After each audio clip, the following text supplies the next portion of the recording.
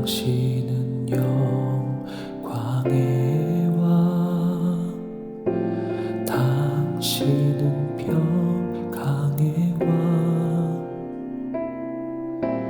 당신은 하늘과 땅의 주, 당신은 정의의 아들. 천사가 무릎 꿇고 예배하고 찬송하네. 영원한 생명 말씀, 당신은 예수 그리스도 주. 호산나 다윗의 자손께, 호산나 불러 왕 중의 왕.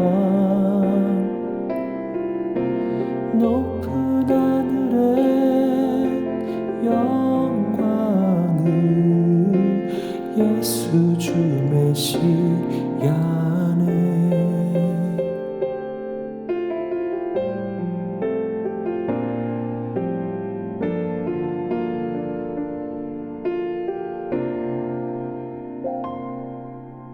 당신은 영광의 왕,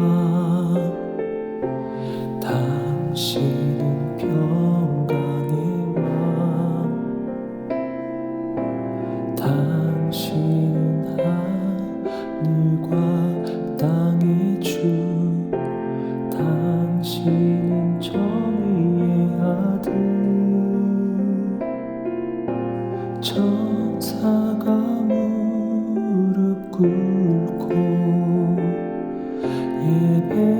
예배하고 찬송하네. 영원한 생명 말씀, 당신은 예수 그리스도 주. 호산나 다윗의 자손께,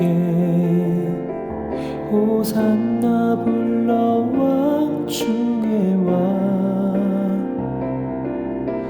높은 하늘에 영광을 예수 주 메시아네. 호산나 다윗의 자손께, 호산나 불러 왕 중의 왕.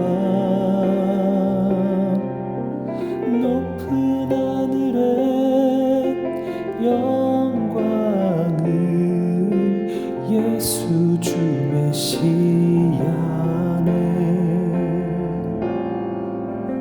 높은 하늘에 영광을 예수 주 메시아네.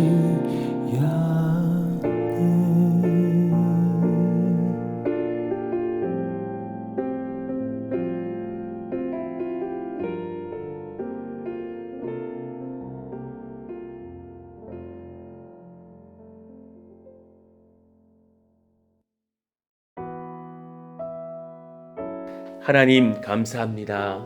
오늘도 우리에게 새날을 주시고 주님 전에 나와서 찬송하며 예배하며 기도하며 주의 은혜를 얻게 하시니 감사합니다.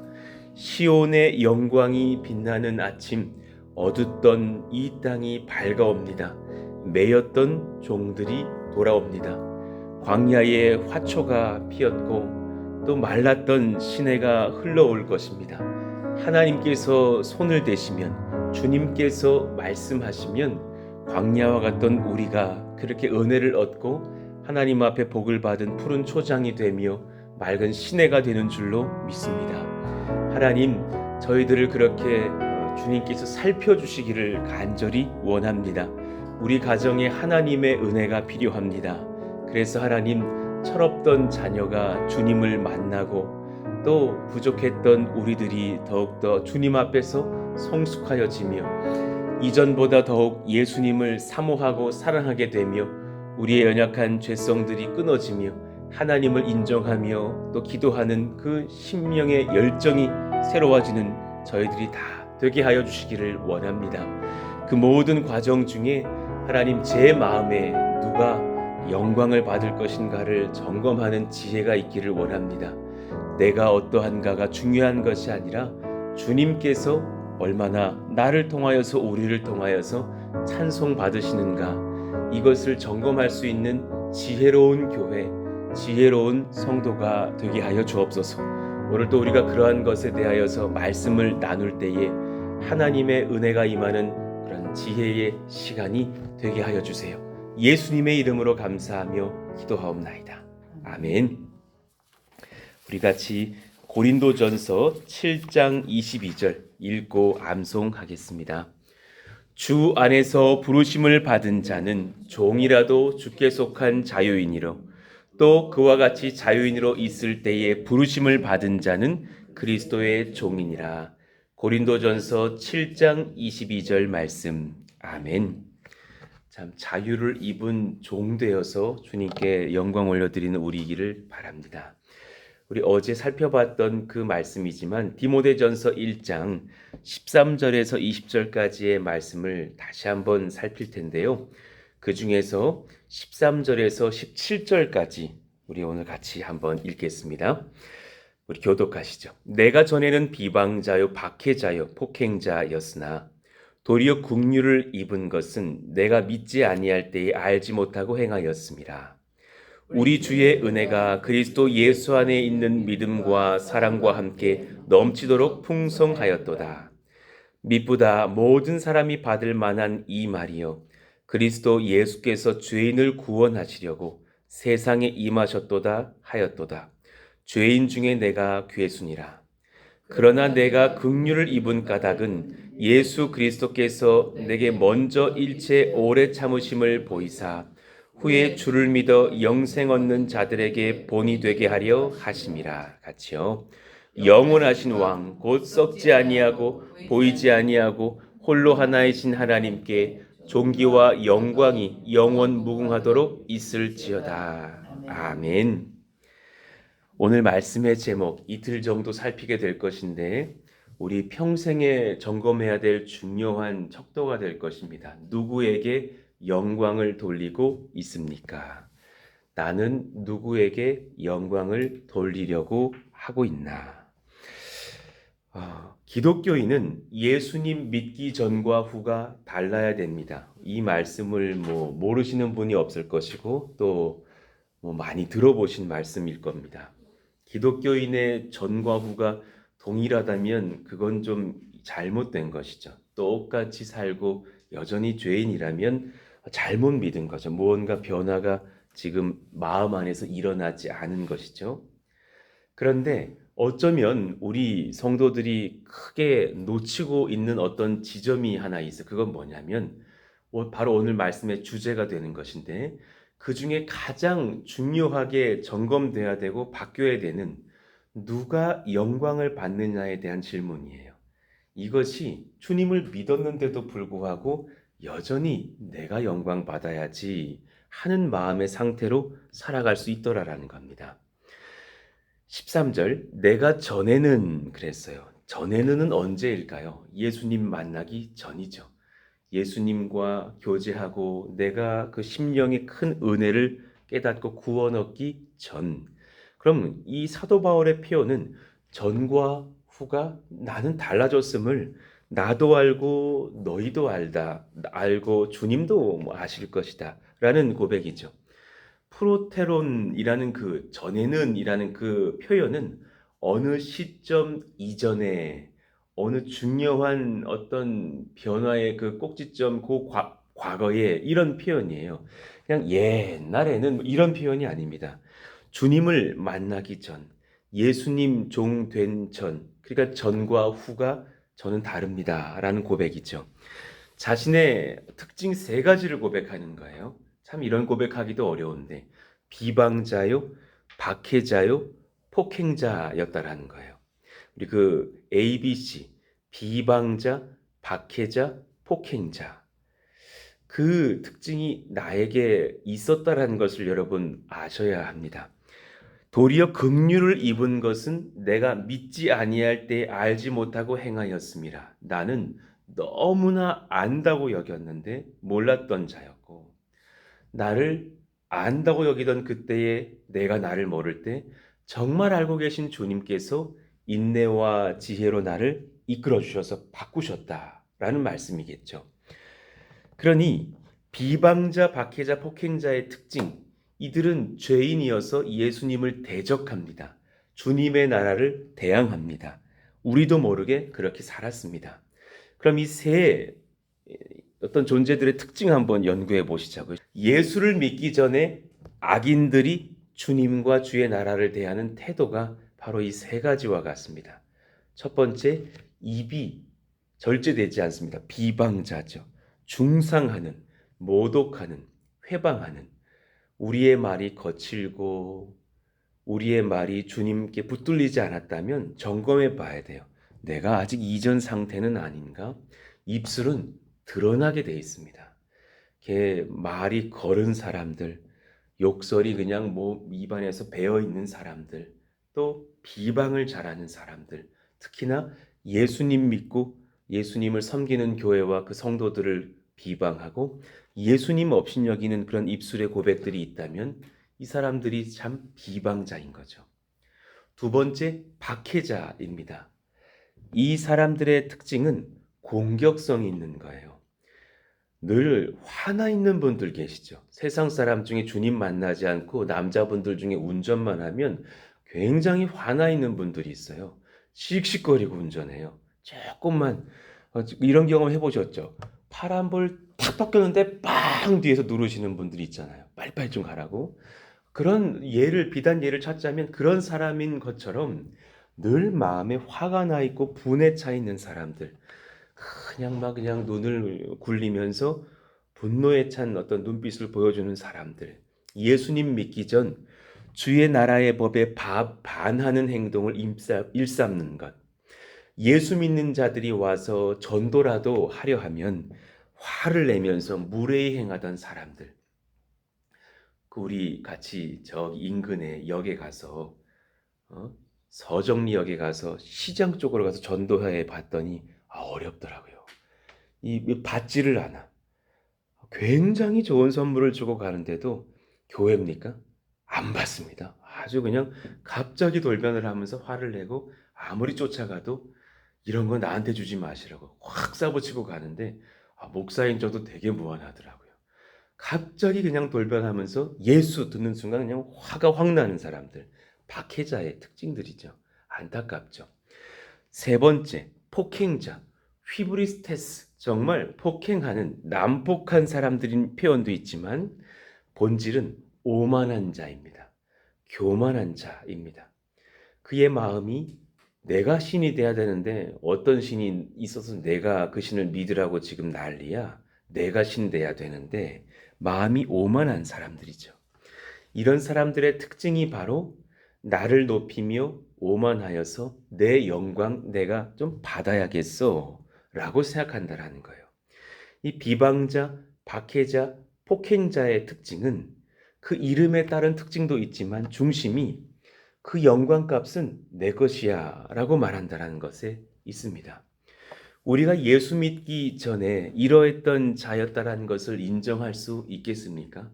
꼭 이 정도로 설교하면, 전도하면 많은 청년들 중에 한둘은 이렇게 꼭 이야기해요. 아래 제가 적어놨거든요. 전 하나님을 향해 무관심했던 것뿐이지 욕을 한 적 없는데요. 기독교인 싫어한 적 없는데요. 그냥 무심했고 내 길 내가 갔던 것뿐인데요. 죄인인 것은 인정을 하지만 전 비방자, 박해자, 폭행자 아니었는데요. 이런 마음이 있을 수 있죠. 자, 아래를 살펴봅시다. 나 자신의 죄를 점검하는 중요한 척도, 그런 것을 안 했는 듯 여겨지는지 모르겠지만 내가 내 마음 안에서 영광을 하나님께 돌렸는가 아니면 나 자신에게 돌리는가. 혹시 그 후자라면 사실 그 후자의 마음밭 자체가 주님을 때리고 있고 주님을 비방하고 있고 주님 앞에서 오만한 자와 다르지 않다라는 거예요. 참 어렵고도 중요한 말씀이고 이 말씀은 정말 저부터 뼈에 새겨야 될 말씀인 것 같습니다. 교회 안에서 수십 년간 신앙생활을 한다 할지라도 이 죄에 우리가 자주 무너질 수 있다라는 거예요. 그리고 이때 보면 그분의 말투가 달라져 있을 때가 있어요. 그분의 눈빛이 진짜 바뀌어 있어요. 난 많이 봐요. 이때 딱 내 영광 내가 지켜야지. 감히 나를 건드려? 이럴 때는 눈빛이 정말 달라져 있는 성도가 될 수도 있어요. 그리스도께 복종하지 않는 자들의 특징이 일어납니다. 마음 안에서 섭섭병이 생기는 중요한 동기. 예전에 어느 목사님 말씀하시는데 이게 암보다 무서운 병인 것 같다 그러시는 거예요. 교회 안에서 내가 좀 섭섭한 거예요. 목사님이 나를 알아주지 않았어. 우리 성도님들이 나를 알아주지 않았어. 지금 우리가 이제 직분자를 세울 때 이거 정말 기도해야 돼요. 섭섭병 돌지 않도록. 그 드러나거든요. 내가 지금 저분은 권사인데 내가 나이가 2살이 많은데 내가 권사가 못 돼? 내가 안수 집사가 못 돼? 지금 저분보다 내가 덜하다고 평가를 받았어? 마귀는 이때부터 준비를 하고 있어요. 정말 기도해 줘야 돼. 에이 설마 누가 그러겠어? 안 그랬던 분이 섭섭해요. 마귀가 그때 훅 그 마음 안에 그냥 귀신들을 보내서 무너뜨릴 수도 있다라는 거예요. 성도의 마음 안에서 섭섭병이 생기는 중요한 동기, 이 직분이 사람 놀이로 보이는 거예요. 하나님은 온데간데 없고 하나님이 아니라 저거 목사가 정한 거잖아. 저거 장로님이 정한 거잖아. 막 이러면서 마음의 생각들을 하고 있는 거예요. 나는 영광 받을 만큼 수고하고 헌신하고 탁월했는데 나를 몰라주다니. 지금 이때 한 가지를 놓치고 있다는 걸 우리는 깨달아야 돼요. 내 영광을 받으려고 하는 죄성이요. 하나님께 돌려야 될 그 영광 값을 내가 취하고 있다라는 무서운 범죄를 저지르고 있다라는 거예요. 성경을 연구해 보면 이것을 주님이 싫어하는 중에 가장 싫어하시는 것을 봐요. 하나님께 돌려야 할 영광을 내 자신이 취하려는 자, 그 사람은 하나님을 향한 비방자, 박해자, 폭행자, 정말 맞습니다. 부인할 수 없는 큰 죄입니다. 요한복음 5장 44절 우리 같이 한번 우리 점검하면서 마음에 새기면서 읽어봐요. 시작. 너희가 서로 영광을 취하고 유일하신 하나님께로부터 오는 영광은 구하지 아니하니 어찌 나를 믿을 수 있느냐. 예, 참 무서우신 말씀이고 꾸중이시죠. 근데 여기서 슬쩍 놓치지 말아야 될 중요한 말씀이 있는데요. 너희가 서로 영광을 취한다. 그래요. 우리는 없는 영광을 가져오려고 하는 자들이에요. 그런데 주님은 달라요. 유일하신 하나님께로부터 오는 영광은 구하지 않는다라는 거예요. 영광이라고 하는 것은 하나님께로부터만 이미 와요. 이미 그분에게서 영광이 흘러 넘치고 있어요. 어떤 영광 우리가 만들어서 옛다 하나님 받으세요. 하나님 영광 올려드릴게요. 하는 게 아니에요. 하나님께로부터 이미 찬란한 영광이 흘러나오고 있다라는 것이에요. 그걸 내가 인정하고 주님을 높이면 그것으로 충분한 것이라는 거죠. 하나님께로부터 이미 우리에게 비춰지고 있는 것이 주의 영광이지 우리가 수고하여 없던 무언가 영광스러운 것을 만들어서 하나님께 올려드려야 하는 것이 아닙니다. 그러니 지금 우리가 저와 여러분이 지난 3년간 무언가 수고했기로 주님 영광이 더 만들어진 게 아니라는 것을 인정하셔야 돼요. 철저히 인정하셔야 돼요. 이요한 목사가 뭘 했기 때문에 하나님 영광이 좀 더 생긴 것 정말 아니에요. 그건 있을 수 없는 일이에요. 그저 우리가 그때도 그랬고 오늘도 그랬고 내일도 그럴 것인데 찬란하게 흘러넘쳐 나오고 있는 아름다운 주의 영광 보면서 할렐루야 하고 주님 쫓아가면 충분한 줄로 믿습니다. 아멘입니다. 이것을 잘 점검하시는 저와 여러분 되셨으면 좋겠습니다. 그러니 자, 동그라미 1번 내가 헤롯과 같은 죄를 범하지 않게 하소서 기도하셔야 됩니다. 하나님은 그렇게 사도행전 12장 23절에 보니까 헤롯을 심판하셨어요. 헤롯이 영광을 하나님께로 돌리지 아니함으로. 참 이거 지금 분명하죠. 헤롯이 지금 이스라엘의 어떤 교회에 출석하는 성도 아니라니까요. 이스라엘을 박해하던 로마 황제였다니까요. 그런데도 불구하고 그 로마 황제가 자기 영광을 자기에게 하나님께 돌리지 않는 것을 보면서 자기에게 돌리는 것을 보면서 하나님께서 어떻게 심판하십니까? 주의 사자가 고치니 벌레에게 먹혀 죽으니라. 세상 모든 사람들을 보실 때도 이걸 보시는구나. 무게를 달아 보실 때 저는 자어 영광을 구하는 자인지 주께 영광을 돌리는 자인지를 보시겠구나. 한 나라의 권력자가 되고 통치하고 부귀영화를 누리는 게 중요한 척도가 아니라 이것이 바로 중요한 척도겠구나. 두 번째, 내가 주님의 영광을 돈과 우상의 그것으로 바꾸지 않게 하소서. 정말 우리가 그래야 할 줄로 압니다. 로마서 1장 23절 같이 읽어봐요. 시작. 썩어지지 아니하는 하나님의 영광을 썩어질 사람과 새와 짐승과 기어다니는 동물 모양의 우상으로 바꾸었느니라. 너무 안타까운 일이죠. 너무 안타까운 일이죠. 하나님, 우리가 또한 나를 살펴봅니다. 하나님, 제가 그렇게 살지 않는 인생 되기를 원합니다. 썩지 아니할 하나님의 영광을 썩을 것에 바꾸면서 사는 인생 되지 않게 해주세요. 철저하게 돌아보시고 성장해가는 저와 우리가 되기를 축복해요. 하나님의 살아계심과 유일한 나의 구세주 예수님의 아름다우심을 찬송하기 위하여 나의 영광을 뿜어내려는 욕망을 주께 드리게 하소서. 우리 이 3번 한번 마음에 새기시면서 크게 읽어봐요. 시작. 하나님의 살아계심과 유일한 나의 구세주 예수님의 아름다우심을 찬송하기 위하여 나의 영광을 뿜어내려는 욕망을 주께 드리게 하소서. 예, 정말 그랬으면 좋겠어요.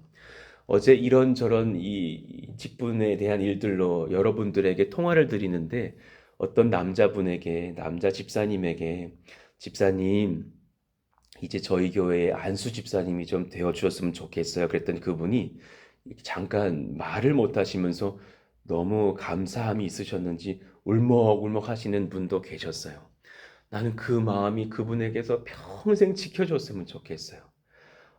내가 감히 안수 집사가 될 수 있는가? 어떤 분에게 여자 집사님에게 전화를 드렸더니 잠깐 말을 멈추면서 목사님, 저는 아니에요. 저는 자격이 없어요. 근데 제가 한 두 번 더 권하고 나니까 두려움으로 또 기도해 볼게요. 목사님, 이 부족한 자를 긍휼히 여겨주시는 하나님의 은혜에 감사해요 하면서 마음이 막 떨리는 게 그 목소리에서 막 진동이 느껴지는 거예요. 감사해요, 목사님. 막 이러시는 거예요. 그 떨리는 음성이 나 평생에 지켜지면 너무너무 좋겠다라는 생각이 드는 거예요. 제가 안수를 받을 때요. 아니, 안수 받을 때도 아니에요. 신대원 졸업장을 받을 때요. 막 눈물이 글썽글썽한 거예요. 왜 울었냐면 졸업하지 못해야 되는데 졸업을 하고 있는 거예요. 신학의 시옷자도 모르겠는데 졸업을 하는 거예요. 하나님, 나 큰일 났어요. 졸업장을 받으면 안 되는데. 그리고 무슨 논문 썼다고 무슨 논문상을 또 받았는데 논문상을 받을 게 아니라 지금 내가 충격적인 상황이란 걸 느꼈거든요. 이거 지금 내가 지금부터 설교하면 이거 안 될 것 같은데 졸업을 하라는 거예요. 그때 막 울었고 뒤에 이제 목사 안수 받는다고 제 뒤에는 한복 입은 저희 아내가 앉아 있고 저도 이제 장로님들 목사님들이 나오셔서 나에게 막 목사 가운 막 입혀주시면서 막 안수해 주시는데 눈물이 왈칵 쏟아지는 거예요. 나 같은 죄인이 목사가 될 수 있는가? 내가 지금 성도인 것을 점검해야 될 것 같은데 목사가 되다니 하나님 저를 정말 용서해 주시기를 원하고 성령이 저를 날마다 붙들어 주시지 않으면 저는 순식간에 헤롯이 될 거예요. 순식간에 바울 전 사울이 될 것 같습니다. 저를 좀 불쌍히 여겨 주십시오. 우리 그 마음이 평생 지켜질 수 있다면 얼마나 좋을까. 여러분, 그러니 이후의 말씀은 또 내일 전할 테니까 우리 이 생각을 하면서 사시자고요. 저는 세월호를 경험하면서 항상 한 가지를 묵상해. 내 마음에 교만이 들어올 때마다 내가 마지막까지 남아가지고 많은 사람들을 구원하고 하나님 찬송하면서 나 죽어야지. 항상 내가 그 선포를 하거든요. 그 왜 세월호에서 막 뭐 기장 뭐 선장 이런 분들은 뭐 탈출했다면서요. 그런데 어떤 아이가 그랬다잖아요. 선생님 이거 구명조끼 요거 입으세요. 그리고 어떤 여학생한테 어떤 남학생이 이거 벗어주면서 야 너 이거 입고 빨리 나가. 나 사실 저 아래 하나 있는 거 더 봤어. 본 적 없거든요. 근데 그거 이제 그 아이에게 입혀주고 그 아이는 살리고 본인은 희생당하는 모습이요. 내가 그날 마음에 그 일들을 경험하면서 주님 저 그런 목회할게요. 나만 살겠다고 막 내 영광 얻겠다고 교회 막 그냥 통해가지고 내 것 조금 더 얻으려고 하고 그런 목회 안 할게요. 제가 우리 성도님들 다 살리고 내가 그렇게 희생당하더라도 하나님 영광 받으시기를 원합니다. 그 외에 좀 잔인한 드라마하고 인기는 많았지만 뭐 여러분에게 보라고 권하고 싶은 마음도 없지만 그 오징어 게임이라는 드라마가 있었어요. 그런데 제가 그 몇 화인지는 모르겠지만 그 중에 한 장면이 기억이 나요. 그 왜 그 구슬치기라는 게임을 하는 장면이 있었어요. 그러면 이제 본인이 원하는 사람들과 이렇게 짝을 맺어서 1대1 짝을 맺으래요. 그랬더니 다 막 좋아하는 사람들과 짝을 맺는 거예요. 어떤 여학생은 친구 여학생과, 어떤 사람은 우리는 부부니까 부부끼리 우리가 짝하자. 그래 여보 막 하면서 볼 서로 만져주면서 짝이 된 거예요. 그리고 그 왜 주인공 이정재는 그 오일남 할아버지하고 짝이 됐어요. 막 그렇게 막 짝들이 다 된 거예요. 그리고 막 서울대 나온 어떤 그 남자 주인공은 또 외국인 무슨 그 아랍계 외국인 형제하고 짝이 됐어요. 그런 장면이 기억이 나요. 그런데 이제 게임을 득 하고 들어보니까 구슬치기를 하면서 열알씩 서로에게 주는데 상대방 열알을 다 따내면 내가 이기고 상대방은 죽는 거예요. 모두가 충격에 빠졌어요. 와, 우리 부부 이거 어떻게? 우리 중에 하나는 죽어야 돼. 뭐 오일남 할아버지하고 그 이정재 씨 중에 하나는 죽어야 돼. 뭐 이런 거예요. 그런데 그 장면에서 제가 무슨 드라마 보면서 그 마지막 씬에서 내가 참 많이 울었던 기억이 나요. 왜 그러냐면 두 커플이 너무 다른 거예요. 한 커플은 서울대 나온 아저씨하고 그 외국인 노동자의 모습인데 그 서울대 나온 사람이 머리를 기가 막히게 써가지고 우리가 뭐 게임을 이렇게 하면은 뭐 모두가 다 승자가 생기지는 않을 거니까 이 돌을 일단 지켜야 돼. 막 이러면서 네 돌 잠깐 나 좀 줘봐. 이러더니 자기가 열알 싹 챙기고서는 그 돌 10개를 주워다가 그 사람한테 주머니에 담아주면서 짤랑짤랑짤랑 요거 잘 지켜 이러고 목에 걸어주는 거예요. 그리고 결국은 그 아랍계 청년은 죽임당하는 걸 보는 거예요. 막 내가 보면서 와, 저 서울대 나온 머리를 저렇게 쓰다니 막 너무 화가 나는 거예요. 그런데 여학생 둘이가 대화를 하는데 너는 북한에서 왔잖아. 맞아. 너는 꿈이 뭐야? 나 내 남동생 찾아야 돼. 너 꿈이 뭐야? 나 북한에 있는 우리 엄마 다시 구해내야 돼. 엄마 만나야 돼. 막 그러는 거예요. 했더니 이제 구슬치기를 하는데 우리는 구슬 하나를 던져서 저기 제일 가까이 간 사람이 구슬을 던진 사람이 이긴 걸로 하자. 그러고서 그 북한에서 온 여학생한테 먼저 던지라고. 그랬더니 그 여학생이 어중간하게 던졌어요. 그랬더니 이 여학생은 자기 발밑에 딱 떨어뜨리면서 아이고 놓쳤네 이러면서 그 북한에서 온 여학생이 막 화를 내는 거예요. 왜 이렇게 했느냐고. 나는 날 기다리는 사람이 없어. 나는 완전히 혼자야. 그런데 너는 기다리는 사람이 있잖아. 남동생 지켜야 되잖아. 엄마 만나야 되잖아. 이러면서 본인이 스스로 죽임당하는 걸 선택하는 모습을 보여주는 거예요. 그때 눈물이 활칵 쏟아지는 거예요. 내가 저 서울대 나온 사람처럼 목회하려고 그랬구나. 내가 그렇게 목사 되려고 그랬구나. 내가 나도 모르게 이 프른스 동산교회 3년 목회하면서 와, 내가 다른 사람 짓밟고 설려는 목사 될 수도 있었겠구나. 나 저 여학생처럼 목회해야지. 예수님 살려드리고 내가 죽어야지. 우리 이윤숙 권사님 세워드리고 내가 희생당해야지, 나 그렇게 목회해야지 마음을 새기면서 회개했던 기억들이 납니다. 오늘 말씀을 우리가 받으면서 우리 평생에 남은 몇십 년 우리 섬기다 주님 나라 갈 텐데 어떻게 주님 섬길까 잘 돌아보셨으면 좋겠습니다. 내 영광을 얻을 것인지, 주님을 높일 것인지, 나를 세울 것인지, 타인을 세울 것인지, 하나님, 우리가 그런 인생 되기를 원한다고 오늘 마음을 새기면서 기도하는 시간을 갖겠습니다. 하나님, 이런 마음으로 우리 교회가 직분을 받는 역사가 일어나게 하여 주시기를 원합니다. 이런 마음으로 또한 우리가 봉사의 자리를 섬겨가는 역사가 일어나기를 원합니다. 나 하나 영향력 좀 키우려고 하는 인생 되지 않게 해주시고, 이미 충만한 주님의 영광을 더욱더 드러내고 인정하고 찬송하고 타인들을 세우는 저희들 다 되게 하여 주세요. 그런 우리 교회가 되기를 원한다고, 우리 가정 제가 되기를 원한다고 우리 주여 한번 부르짖고 기도합니다. 주여! 하나님 감사합니다. 하나님, 우리 마음 가운데에 그런 역사가 일어나게 하여 주세요. 하나님이 도와주시고 하나님이 인도해 주시고 하나님이 역사해 주시기를 바라고 원합니다. 하나님 붙드시고 인도하셔서 내가 어떤 목회를 할 것인지 돌아볼 수 있기를 원합니다. 내가 어떤 목회를 할 것인지, 내가 어떻게 신앙생활을 할 것인지 돌아볼 수 있기를 바라고 원합니다. 내 마음에 뭉클한 감동이 있어서 하나님의 영광을 지켜가며 나를 내려놓고 주님을 깊이 세워드리는 은혜의 마음이 날마다 지켜지기를 원합니다. 저 그렇게 주님 섬기겠습니다. 다른 많은 사람들을 위해서, 주님을 또한 위해서 나를 내려놓을 수 있는 그런 목회 하겠습니다. 그럴 수 있는 저희들 되기를 원하오니 하나님이여 도와주세요. 은혜 가운데 기름 부어주시고 인도해 주세요. 성령으로 역사해 주세요. 말씀해 주세요. 하나님 은혜를 더하여 주세요. 놀라운 하나님의 은혜가 우리 가운데 부어져서 주님 사랑하는 심령, 기뻐하는 심령 다 될 수 있도록 하나님이여 은혜를